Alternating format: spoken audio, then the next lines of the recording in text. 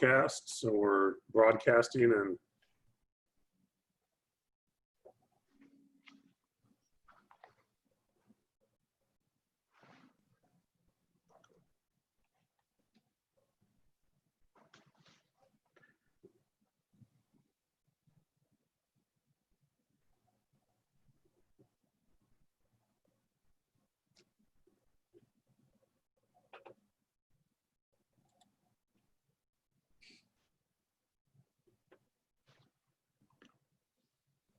good morning, everybody. Thank you for joining the ACA Small Business Boot Camp and Resource Collective for this Thursday, June 25th. We will get started here shortly. We're just letting everybody load into the Zoom application, and then we'll get started.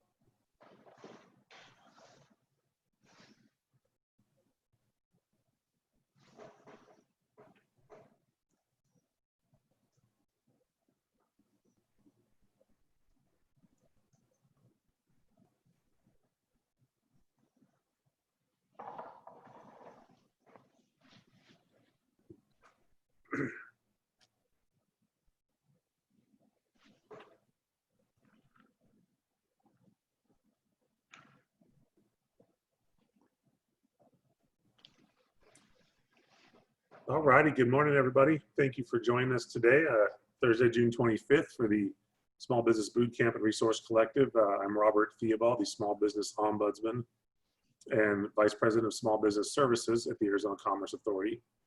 I want to start by thanking all of our community partners for helping us with the boot camp series and the Resource Collective. All the information they've helped provide and the presentations is invaluable, and we couldn't do without them. The Small Business Boot Camp is a resource for small businesses. We are targeting the small businesses of 20 employees or less, but all businesses are welcome, and believe that all businesses can benefit from this content. It's a statewide initiative supported by our community partners, and it is a daily boot camp we have decided to continue running through July. We started the first part of May, and we were planning to go through June, but because of the continued COVID crisis and the need for this content, we are continuing to share these resources with you. You can find our website, ACA or azcommerce.com/smallbusinessbootcamp, and it lists the registration for our upcoming webinars that are Monday through Friday, and then also has information for the previous sessions. You can go back and access any of the previous sessions and the recordings of those. You can also find our Resource Collective, where we constantly update with new materials, new resources, and guides to help Arizona businesses. So this week we've had our top 6 safety guidelines, targets best tips for navigating a reopen. We did yesterday. NAU helped us with the navigating online orders in the food industry. And today we have a great session with how to boost sales and expand your client base, which we're really looking forward to this. And then tomorrow we have a great session planned with eBay for our marketing. So some quick updates. Change up this slide a little bit just to remind everybody, the PPP loan program ends on June 30th. There's still a lot of money left in the pool, and to help small businesses that are still looking to get loans, the SBA has set up the PPP lender match. If I could spell that correctly, it's not lender march, it's lender match. Spell check that. But it's sba.gov, and it's funding program, and you can find that program and it will help you get connected with small banks or CDFIs. Or if you're still looking for a bank, just feel free to reach out to me here at the Commerce Authority, and I can guide you to some of the lenders that have expressed their ability to process those loans quickly for Arizona businesses. If you're already looking at forgiveness for a PPP loan that you received, here's the link for the forgiveness program and information on the forgiveness application. Additionally, we want to remind you about the small business services. We can help put you in contact with the small business development centers, help you navigate the SBDC. We also have our workforce division that can help you as an employer work with your employees or find employees for your business and provide additional training. And then our Arizona Manufacturer Extension Partnership, Arizona MEP, can help those manufacturers out there looking to grow and strengthen their business. Just want to put in a plug for the Arizona Together, Arizona's statewide COVID-19 information and resource website, and our additional resources and guides that we have on our boot camp or our resource collective. These guides range from restaurants to construction, salons, and retail. And they're there to help you in your business as you reopen and return stronger. So we also have our website on our webpage, azcommerce.com/COVID-19. It's our Arizona business resources for COVID-19, and we have a very deep amount of information to help you as a small business owner navigate through this crisis. So we're excited today to have Kevin O'Shea. He's a Senior Vice President for International Trade at the Arizona Commerce Authority.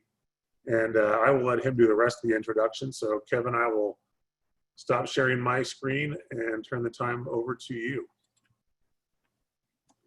Great, thank you, Robert.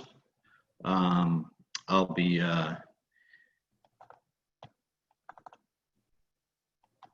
putting my presentation on the screen. Thank you very much, and I'm hoping everybody there can see my my PowerPoint. You are good. Great, great. Thanks, Robert, for having me on this for this particular workshop, and thank you all for attending. I'm happy to speak with you.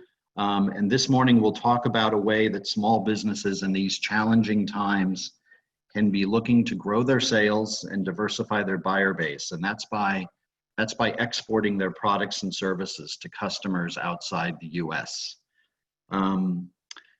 This will be a very concrete presentation, and hopefully with some question and answers toward the end, a dialogue. We'll talk about some considerations that are key for small businesses to assess their export prospects. And then we'll talk about some very concrete user-friendly export assistance programs that we have here at the Arizona Commerce Authority for small businesses. Before I get into the first slide of the presentation, I would want to share with you anecdotally that while it may not seem intuitive, my phone and my emails have never been lighting up so much as they have in the last couple of months, even with this significant and dramatic slowdown in the economy. And that has to do, I believe, with many businesses, including and perhaps particularly small businesses, taking this opportunity to think about what they're going to do as the economy, as the COVID cloud lifts and the economy picks up. And one of the ways that companies are looking to pivot and recover is by growing their markets for their products by thinking about selling outside the US. I also want to convey to you that the programs I deliver are for businesses throughout the state of Arizona. That would mean businesses in our urban areas, but also businesses in our rural areas. I have a mandate, as does ACA, to to serve our communities and businesses throughout the state, not just in our major metro areas, also in our rural areas. And a couple of my programs have a particular small business mandate. Okay, so we'll take a look at the first screen here, export considerations for Arizona small businesses.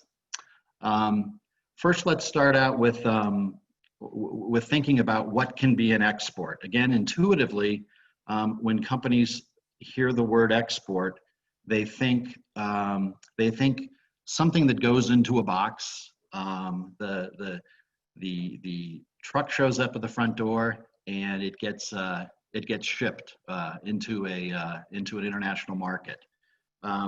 Very true for products, not true for services. What is a service export? And remember, our programs help both product exporters and service exporters. I'll give you a few examples of the kinds of service exporters that we have helped, and these are just a few examples without naming company names. The Tucson company that is in the mining sector, and they are a laboratory, and they're essentially an assayer. They will take a shipment in from a sample in from a Mexican mine and bring it into their lab in Tucson and explore in that sample if that looks to be a potentially good prospect for the mine to continue to explore. So that's a perfect example of a service that can be an export. There's an elite training athlete company, elite athlete training company in North Phoenix that trains athletes from all over the world in a variety of sports.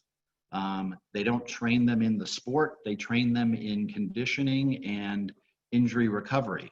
Every time they train an Olympic national team from another country, they are exporting their training service to a non-USA customer. A couple of examples of non-small businesses that are pretty obviously big exporters in the state: Arizona State University and the University of Arizona. Every time that they enroll a foreign student who is paying tuition, that is considered an export. That Arizona entity, ASU, U of A, NAU, is exporting its educational services to a non-US customer. And then one final example, and I've had experience working with a few small businesses in this area as well, architects. An architect who bids on a project in India to design a series of medical clinics, when they are competing to on that contract. If they win that contract, their architectural services are considered an export. So, is exporting viable for me, and am I ready? The reason I ask that question is, you will hear from some folks that there's no thing greater than exporting. It's the greatest thing since sliced bread. Exporting can be very, very useful and productive for your businesses, but before you go into the 7 feet section of the swimming pool, it's good to examine, is exporting really good for your business? Is it viable? Are you ready? Can you commit to that endeavor? And the first thing that I ask a company is, how are their sales here in the US? If a company is very new, perhaps there's still a lot of selling to be done locally, not just in Arizona, but perhaps in neighboring states and also in the US. It's very important for a small business to demonstrate that they've got a track record of selling in the US. Consumers outside the US like American products, they love American products, and they like to know that those American products that are now being marketed to them are popular and consumed in the US. So for a company that's new, I think exporting is not necessarily the immediate step. Increase your U.S. sales, increase your Arizona sales, and then think about expanding. Is there an export demand, and am I competitive? There may be a demand for your product here domestically, but maybe not internationally.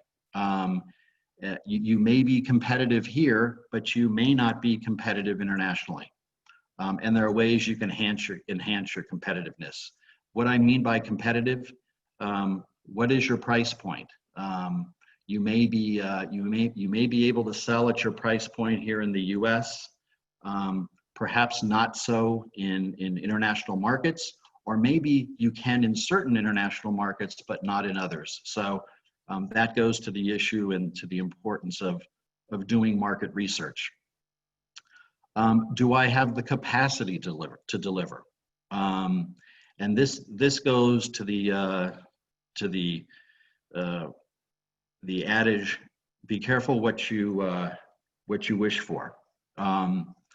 I had a small business that was using some of my programming. Great business, great product, cleaning materials, cleaning supplies, eco-friendly, and there certainly were overseas markets for them, and they were deluged with requests for product, more product that they could actually produce. So ultimately, their bigger need was accessing capital to be able to purchase enough inventory to fill those orders. So they retrenched a bit, took care of that export finance, and are now exporting successfully. Do I have the resources to dedicate? Exporting takes work. Exporting takes time. It takes patience. It takes staffing, and it takes financial resources. I tell a company that they need to be in this for not just the short term, but for the midterm and the long term. Typically, it's a longer runway to make a sale outside the U.S. than it is in the U.S. It may take more visits to a potential customer outside the U.S. than to a potential customer in the U.S. In terms of market research, it's important for a company to identify what I call low-hanging fruit export markets. And this, again, is all done through the process of market research. Some of our programs help you with that. I guess my point here is don't select an export market based upon the size of the country or the number of people in the country, and make the mistake of assessing an export market by the number of potential consumers. Some of those countries are some of the most difficult countries to do business in and to sell to. All things being equal, if I'm working with a small business and they have several export markets that look promising, again, based upon some rigorous market research, I would tend to discourage them from selecting, say, China, India, and Brazil as their first export market or their second export market. Those are challenging export markets for a variety of reasons, including protecting intellectual property in some cases, tariffs, cost of doing business, logistics, and so forth. It's also important for a company, small, medium-sized, large, to find a sales channel partner. You're not typically going to sell directly from Arizona to a end buyer or an end user, and that's typically the case as well in the States. So a big part of exporting is finding a sales channel partner. That could be a distributor. It could be finding a rep. The most important relationship that you will have as you do business internationally. Again, programming that I have and some of our federal partners have help you identify connected, capable, qualified, and interested sales channel partners. Another consideration to be mindful of is getting paid. You know, we all want to get paid by our buyer, and we want to get paid as soon as possible. That is an even stronger consideration when we're thinking about exporting. In many cases, this is our first contact with that buyer, and there's not necessarily that trusted relationship yet. You're not going to be likely extending terms to that customer.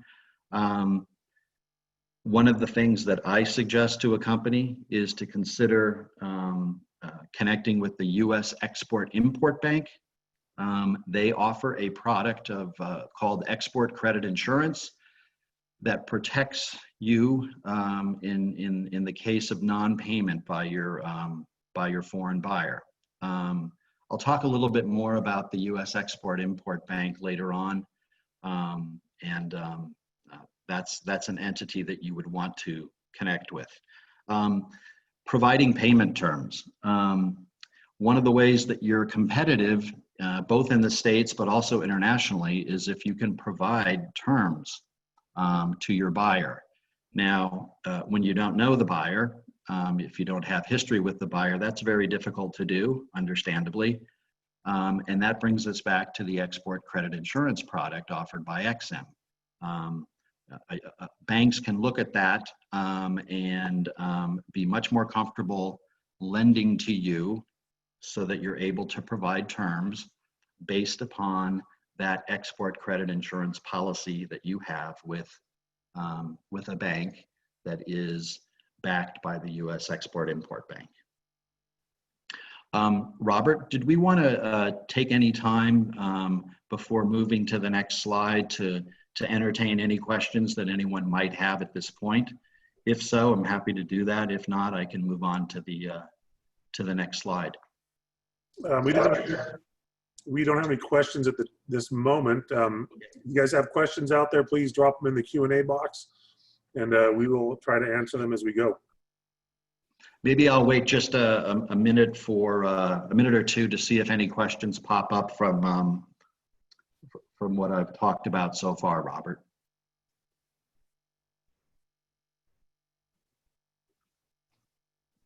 Again, you can leave the questions in the Q&A box, or if you need to, just use them in the chat, and we'll get to them. We do have one. Let's see. The export credit insurance is taken out from a bank, or is it an insurance company? The Export-Import Bank uses a lender, and their charge on that is typically less than 1%. So if you're looking at a $100,000 transaction with a foreign buyer, and you want to buy an export credit insurance policy through Exim Bank, you're looking at a premium of less than $1,000. Most small businesses that use this product pass that cost along to the foreign buyer. The Export-Import Bank person who services the state of Arizona is based in Southern California. She's in market here in Arizona approximately 4 times a year. She's happy to meet with you one-on-one. She also participates in some of our export training programs. I'm a strong believer in this particular product. I've got small businesses that have used this product consistently, did not know about it, wish they had known about it, and now swear as to its essential nature, at least for some small businesses. Thanks. And we have another question that says less than 100 BPS. David, do you want to elaborate on that? David's who asked the question.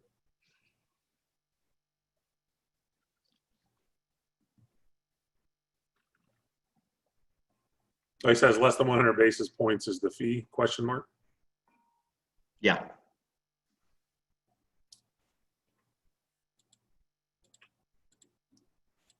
All right, that's all the questions we have for now, Kevin. We'll jump on to the next part of your presentation. Okay. Um, let's talk about our trade offices in Mexico.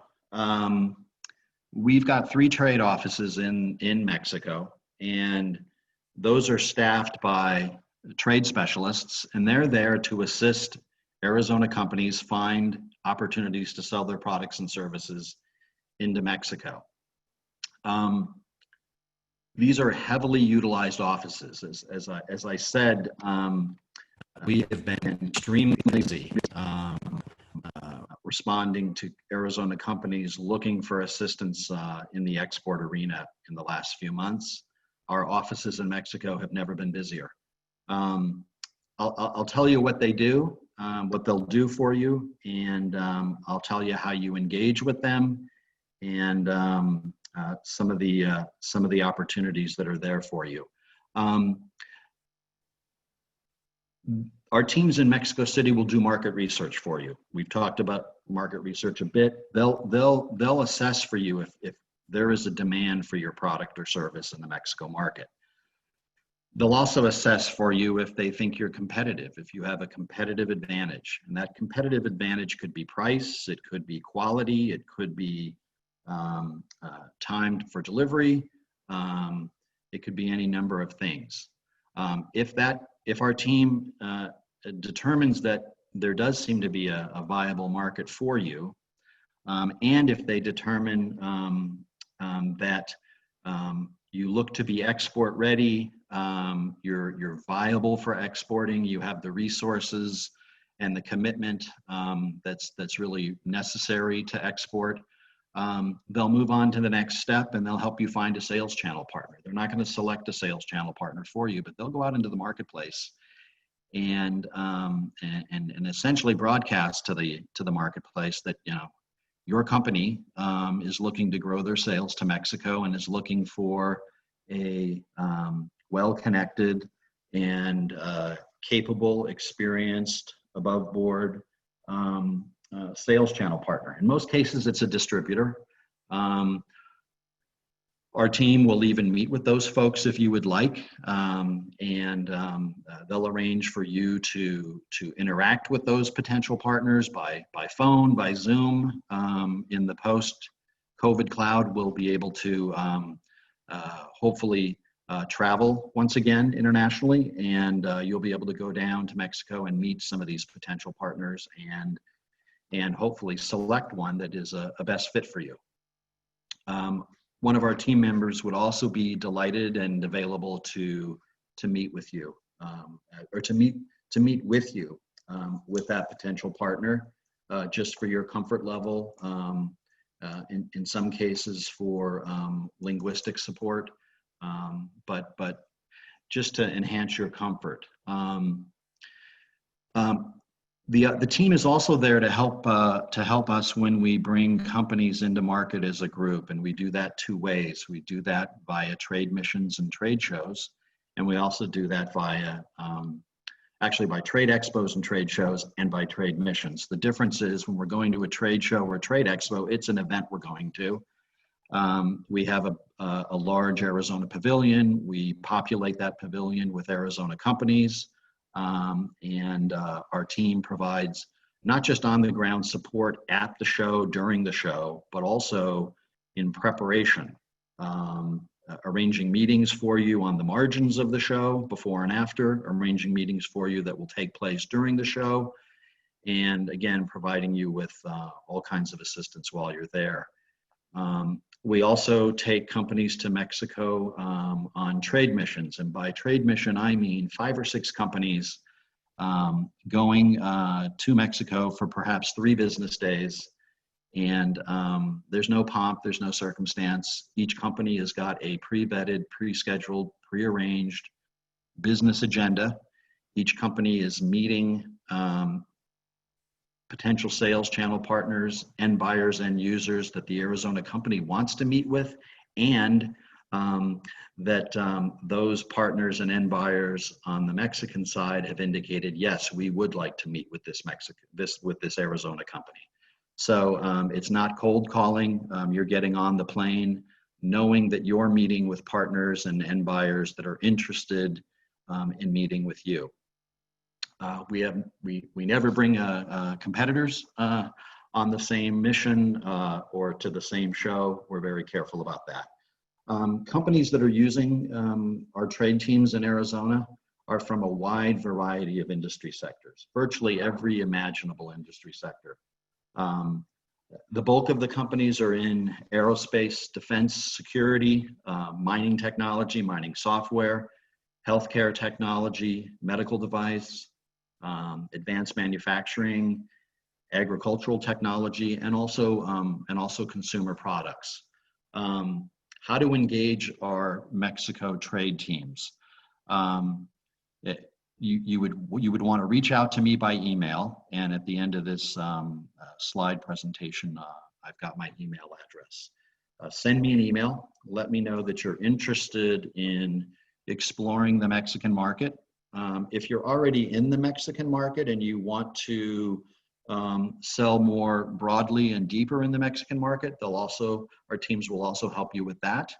So we work with both new to export companies and what we call export market expansion companies. You contact me, I send you a 2-page request for assistance form. You complete that form. It gives us some background information about your company, your intended goals in the Mexican market. I take a look at that form. I share it with our teams in Mexico. We get on the phone with you. And from there, we mobilize on your behalf. We do not charge you to use these services. These teams are our teams, and by our, I mean Arizona's. These are offices funded by the state legislature, this means that these are your offices, and these teams are there to help you. If you do have any interest in these in the Mexico program, please do write me. Again, we have teams in Mexico City, in Chihuahua, and Guanajuato. Are there any questions on our Mexico programming?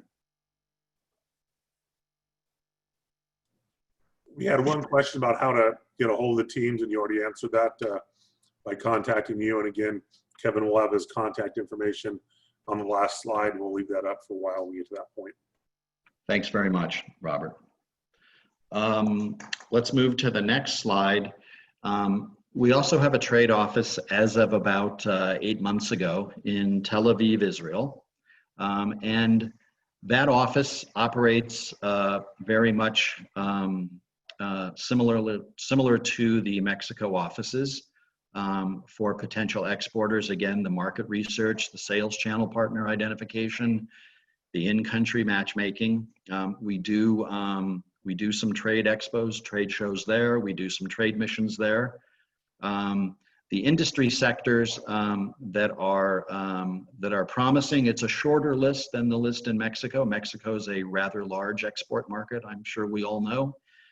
Israel is a much smaller country, but there are significant opportunities in a few industries, particularly aerospace, security, cyber tech, and water technology. Same way to utilize that office as you would utilize the Mexico office. You send me an email. I'll send you the request for assistance form. We'll have a conversation with our trade rep in Tel Aviv, and we'll go from there. The second program, again, we're calling the first program our trade offices and trade teams. The second program we've got is Export Tech. Export Tech is essentially an export boot camp. We run two to three of these a year, and they typically take place over a 60-day period. So very simplistically, it's a 2/3 of a day in day one of export education. day 30, day 2 of export education, day 3, which is on day 60, is graduation from export tech. There are typically 6 to 10, sometimes as many as 12 companies in a particular cohort. Again, no competitors within a cohort. The bulk of the work in this program is done by the company in between the classes. In the classes, you're exposed to a variety of what I would call key export substantive topics, like protecting your intellectual property, logistics, market research, selecting a sales channel partner, developing a sales channel partner agreement, just to name a few things.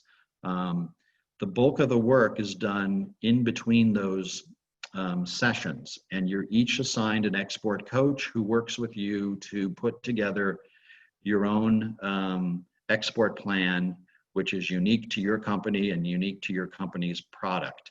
Most of the companies that go through this program are product companies. It's a program that comes out of the federal government promoting manufacturing, and so most of the companies that go through this program are manufacturers. They have we have a preference for them given the funding. We've had service companies go through this program as well. It does work well for a service company. So the company graduates with a concrete export plan, and then we provide the company with go-to-market export assistance, meaning we don't abandon the company after day 60. We want the company not to put the export plan on the bookcase, but rather to immediately execute on that plan. So the way we encourage that is connecting with the company with our various export assistance programs.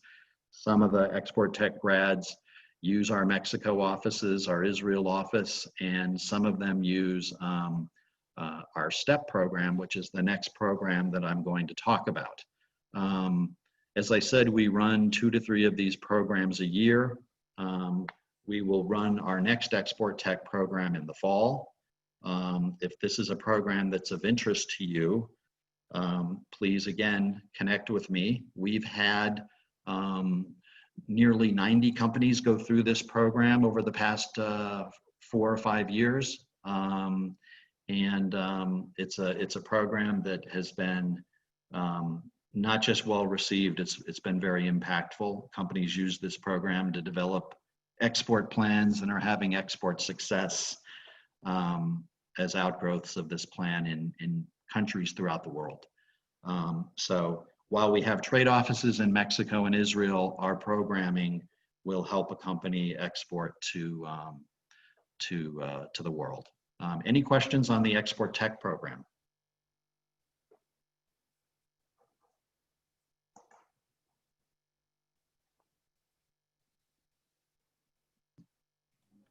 We do not have any questions on this at this time. Okay, thanks. That takes us to the Arizona State Trade Expansion Program, which we call AZ STEP. Unlike programs 1 and 2, unlike our trade office program, unlike the export tech program, AZ STEP is a program exclusively for small businesses. This is a program that's funded by the U.S. Small Business Administration. Our entity also provides a matching fund amount level. This is a program that requires, has 4 essential requirements as mandated by SBA. Number 1, you have to be a small business as defined by SBA. Number 2, you have to be in business for at least a year. Number 3, if you're a product exporter, your product has to have at least 51% US content. And number 4, you have to be essentially export ready. And we're able to determine that based upon conversations with you, meeting with you, assessing where you are on the export continuum, looking at your domestic sales, if we think you're not export ready for AZ STEP, we don't abandon you.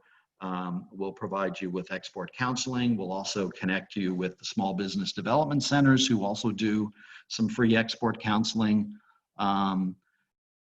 There is no cost to enroll in AZ STEP,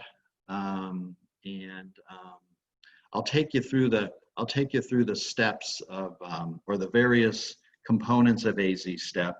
I would say that this is an extremely user-friendly and impactful program for small businesses. I have worked with hundreds of small businesses over the last several years using various editions of this STEP program. And I have heard so many times from Arizona small businesses that they have never seen a program that has been so effective for them and asks them to do nothing that they don't want to do. It's just very well crafted by the feds, and it's delivered at the state level, and it's just been very impactful for our companies. It's not a grant program. So companies who enroll in our program, they fill out 4 forms. Those take about 25 minutes to complete. You return those to me. I let you know if you've completed them correctly and completely, and if you're indeed eligible for the program, and then I'll let you know that you're enrolled in the program. And as long as you're in the program for the lifetime of that edition of the program, you are eligible to undertake very concrete export initiatives that are covered under the program, and many of those have a partial level of financial assistance associated to them. So I'll take you through the various buckets that we have of AZ STEP funding. Number one, if we take a group of 5 companies, 5 small businesses to Germany on a B2B or B2G trade mission, and we set up individual meetings for your company and the other companies on the mission. Number one, we don't charge you a fee for that matchmaking, and number 2, we're able to reimburse each company for 50% of their airfare and 50% of their lodging. The requirement on the airfare is that the company needs to observe the Fly America rule. So you have to fly an American carrier. If an American carrier services that route, we reimburse 50% of an economy ticket, not a class above economy, and we reimburse up to 50% of the hotel lodging per diem of the given city where the mission is taking place. Second way that companies use our STEP program, when we bring a delegation of companies to a trade show or a trade expo, when we lead that delegation through AZ STEP, we are purchasing that booth space and renting that booth furnishing with AZ STEP funding, meaning there is no cost to the AZ STEP company for the space at the exhibition or at the expo, and there is no cost to the AZ STEP company for their furnishings. That is all covered under our federal share of the AZ STEP program. In addition, the same reimbursement policy applies for some of your travel costs that applied to the international trade mission travel. This is for shows that we select and bring delegations of companies to. It's typically several shows a year. It's in a wide variety of industry sectors. Most of those shows that we do under AZ STEP are in aerospace, defense, security, mining equipment, mining technology, mining software. healthcare technology and medical device. We've done a few consumer product and natural health product expos, expos in advanced manufacturing. Those are some examples. We've also done shows in the optics and photonics industry sector. A third way that companies use AZ Step is to help them translate or what we call localize their website content. So many companies will want their website professionally attended to in terms of translation, rather than just doing the sort of push a button and a translation app takes care of the translation. It's professional translation. Most of the companies who use this are companies who are selling fairly sophisticated products and services that are not easily translatable by a translation program or an amateur translator. So we help a company identify a capable translator if you don't have access to one yourself, and we provide you with on a reimbursement basis, a percentage of cost of that translation fee. Companies also utilize AZ Step to pay for some of the costs, again, on a partial reimbursement basis of export compliance training. And that is offered several times a year, including at least once or twice here in the state of Arizona.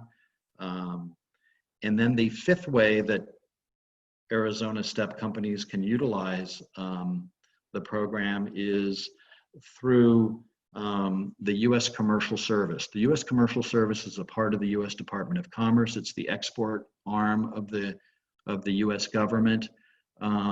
They provide a number of what I'm going to call fee-based export services to companies.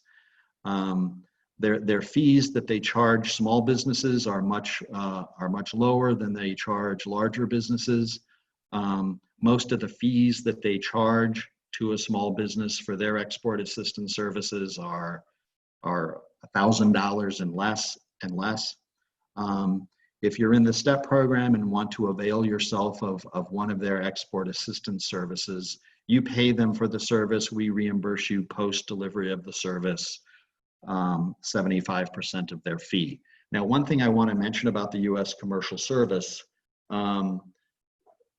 they are running a quote-unquote sale on their services to small businesses between now and September 30 of this year. They are, between now and September 30, not charging a small business for their export assistance services. It doesn't mean that you have to complete the service by September 30. You have to order the service by September 30th. And they are permitting a small business to undertake up to five export assistance services.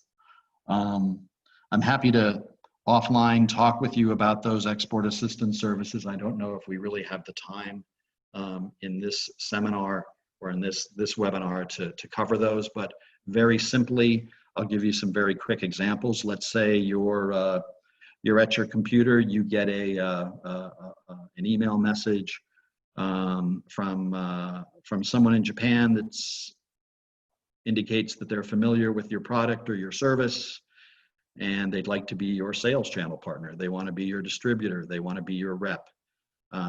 It's a credible enough email that makes you, that intrigues you, interests you. The U.S. Commercial Service provides a fee-based service to essentially do due diligence for you on that particular person or entity. And that due diligence is done by a U.S. Commercial Service trade specialist at the embassy in Japan or at one of the consulates in Japan. Another service that the U.S. Commercial Service will provide you, let's say proactively, you're looking for a sales channel partner in Japan. They have a fee-based service that can do that for you. Again, please reach out to me if you're interested in those services. I will connect you with a member of the U.S. Commercial Services Arizona-based team, and they're happy to assist you. How does this program run? It's an open enrollment program. It's again, you fill out the forms, you complete the forms. I take a look at those forms, evaluate them, make sure you're meeting the eligibility requirements. We admit you into the program. It's not a competition. It's not a program of winners and losers. We want to serve as many companies in this program as we can. We don't set a timeline for when you need to compete. For instance, we don't have a competition, and we also don't have a narrow time window for you to apply. We don't want to penalize companies that haven't heard about the program. So as long as a program is running and there is funding available within that program, companies can enroll in the program. Companies most effectively use this program by staying in regular contact with me. I look out for opportunities for companies that are in the AZ STEP program, and they stay in touch with me and run opportunities by me to see if they would be eligible for the program. I encourage every small business that's on this call to take a serious look at that program. Again, it's a very impactful program. The way this program is measured by the feds is what they call their return on investment. And the feds want to know for every federal dollar in a program, how much a company is achieving in terms of export success. And the export success on this program is approximately 50 to 1, meaning for every dollar that goes into the program, a small business is achieving $50 in export success. That's an extremely high ROI for a government program. Again, very easy to use, and I'm happy to be of help to you in that program. Robert, do we still have a little time left for questions? There's my contact information. The telephone number up there is my cellular. I've got my email address there. Again, if you're a small business, please reach out to me. I'm looking forward to being of assistance to you. If you're an economic development professional on this webinar, please do connect me with small businesses in your community, and I look forward to being of assistance to them. If you're a service provider, if you're a lawyer, a banker, and you've got clients that you think might be good fits for these programs, please don't hesitate to connect them to me. Are there any other questions? Yeah, Kevin, so we've got a few minutes. We got some questions we can answer. The first one is, can only companies sign up for the Export Tech program, or can individuals sign up for the educational sessions? Well, you have to be a company, and preferably a manufacturing company. Okay. And then the next question is, are the trade shows domestic or international shows, or both? That's a great question. They are, quote, international trade shows, and international trade shows can be in the US and they can be outside the US. The way we define an international trade show for purposes of the STEP program is it a show that one goes to where there's a critical mass of non-US potential customers, potential sales channel partners.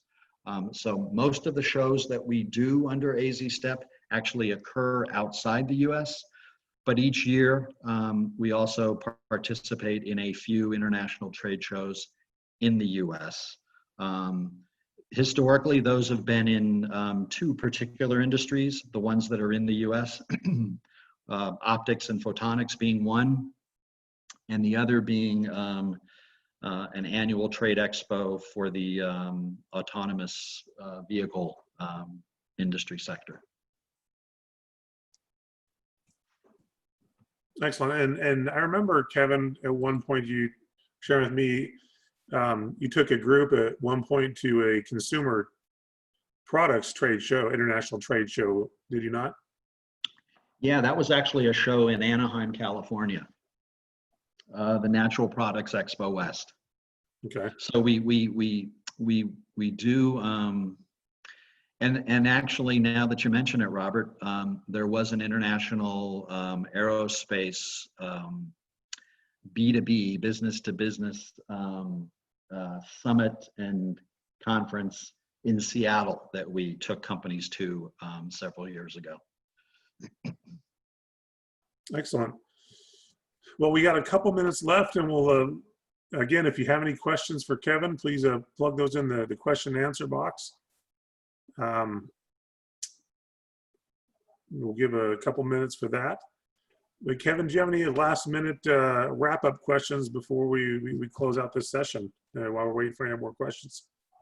No, I just want to thank everyone for taking the time to attend and participate, and I look forward to being of assistance to you. One last question: how long are the programs in duration? Sure.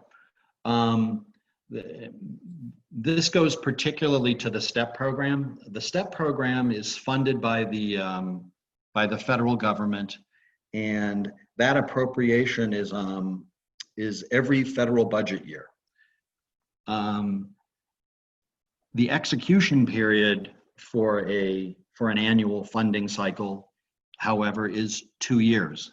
So with a 1-year funding, states have 2 years to deliver a program, which means in some cases we'll have overlapping programs, meaning there'll be 2 programs that you'll be able to tap into in the whole STEP cycle. So for instance, right now we are in an 8th quarter of, or we're about to go into an 8th quarter of one particular STEP program that started in the fall of 2019 and will end in September of, actually it started in the fall of 18, will end in the fall of 20. And we are about to start quarter 4 of the more recent STEP program, which started in the fall of 2019 and will run through the fall of 2021. Excellent, thank you. So again, we appreciate Kevin O'Shea coming on board and sharing his expertise on exporting. This is a great opportunity for your business, your product or service to gain clients, gain market share, and grow your sales. Kevin's information is here on the screen, and we'll leave that up here for a couple more minutes, but we want to go ahead and wrap up. We want to thank Kevin again for his time and expertise on this subject, and remind everybody that tomorrow's session was a marketing session with eBay for helping small business.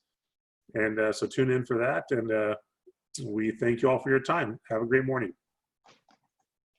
Thank you.